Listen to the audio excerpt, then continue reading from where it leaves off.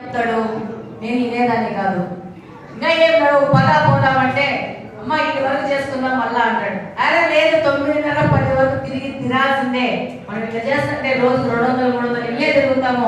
మన టార్గెట్ 500 ఇల్లు రోజుకి మనం పోయి తీరాల్సిందంటే బాబా మా 4 రోజులు చొప్పులు లేకుండా విపరీతంగా సతాయించి ఆయన బూతులలో ఆయన పెట్టుకున్నాను. ఆ రోజే సీనును కూడా నేను ఆ రోజు వాళ్ళ ఇంటికి పోయి కలిసినాను పైన మిద్ద మీద. పాపం ఆ రోజు పరిస్థితులు ఎలా ఉన్నాయి, వైఎస్ఆర్సీపీకి ఎదురు పోతే ఏమైతుందో మా పరిస్థితి అని భయపడ్డ స్టేజ్. నువ్వు భయపడ్డావు ఆ రోజు. ఏం చేయాలా అంటే కానీ ధైర్యం చేసి నన్ను పైకి తీసుకుపోయినాడు.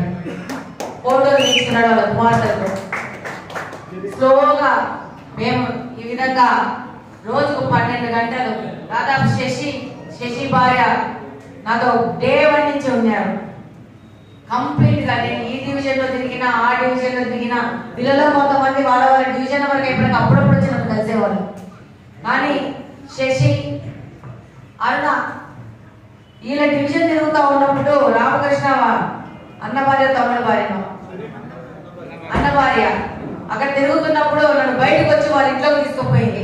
వాళ్ళ ఇంట్లో మొత్తం ఒక పక్కన చెట్లు ఉంటాయి, బాగా తోటలు ఉంటాయి. తీసుకుపోయి నేనక్క పోయినసారి కార్పొరేటర్ గా పోటీ చేసినాను కానీ నాకు సంతకం పెట్టాల్సిన అమ్మని వాళ్ళు కిడ్నాప్ చేసి నన్ను పోటీ చేయకుండా ఆపినారక్క అని చెప్పి తన బాధ చెప్పుకుంది. ఆ తర్వాత తనకంటూ తనే మరుసటి రోజు నేను క్యాంపెయినింగ్ లో తిరుగుతానక్క నీతో పాటు నేను వచ్చి తిరుగుతాను అని చెప్పి నాతో కలిసి మేము దాదాపు ఎండాకాలంలో 45, 46, 47 డిగ్రీలలో కూడా 2 గంటల వరకు తిరిగినాం. ఎందుకంటే మేము 90,000 ఇల్లు చేరాల, 90,000 మంది కుటుంబ సభ్యులతో మాట్లాడాలా, వాళ్ళ సమస్యలు తెచ్చుకోవాలంటే ఎర్రగైపోయిన పిల్ల ఎర్రగైపోయేది. అసలు బ్రేక్ లేదు, తిప్పింది. ఆ పాపకి ఫోన్ నెంబర్ రాసుకోమని డ్యూటీ ఇచ్చిన నేను. ప్రతి ఒక్కరి ఇంటి ఫోన్ నెంబర్లు తీసుకున్నాం. ప్రతి ఒక్కరితో మళ్ళా మాట్లాడినాం.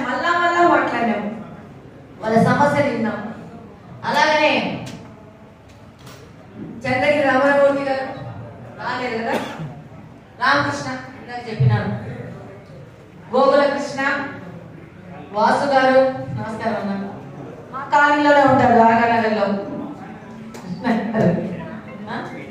మా డివిజన్ మా కాలనీలోనే ఉంటారు. 21వ డివిజన్.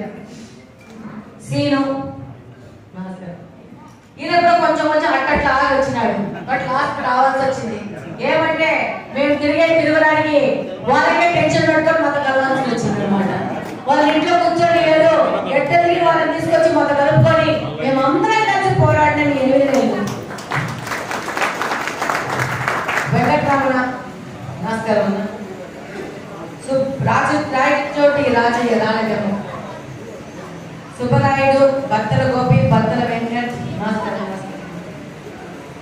వల్లపు శశి ఇందాక చెప్పాను కదా, మంజుల రామకృష్ణ నమస్కారం. నువ్వు కూడా అప్పుడప్పుడు నాకు జాయిన్ అయినావు నాకు తెలుసు, కాకపోతే మొత్తం కాదు, కొంతమంది ఉన్నారు. దాదాపు నా టీంలో 15-20 మంది ఎవ్రీ డే మీరు చూసింటారు, మీరు నా గురించి మాట్లాడుతూ ఉంటారు. బాబా ఏమి తిరిగింది రోజుకి ఇన్ని గంటలు తిరిగింది. అట్లా నాతో దాదాపు 20-25 మంది ప్రతి ఒక్క రోజు తిరిగినారు. ప్రతి ఒక్క రోజు నాకు ఈ క్యాంపెయినింగ్ లో మేము తిరుగుతూ పోతుంటే వాలంటరీగా వాళ్ళకంతా వాళ్ళు వచ్చి జాయిన్ అయిపోయేవాళ్ళు. ఒక్కరికి కూడా మేము మీరు రండి ఈరోజు క్యాంపెయినింగ్ అని చెప్పిన దాఖలాలే లేవు.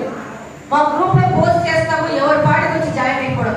ఇందులో ఒక 4 నెలలు అయిపోయినాక మనకి ఎలక్షన్ దగ్గరికి వచ్చేసాక అంతవరకు మన మాజీ ఎమ్మెల్యే గారు వాలంటీర్లు వేసుకొని తిరిగేవాడు. ఇంతమందిని గుంపులు వేసుకొని పోయేవాడు. 1 గంట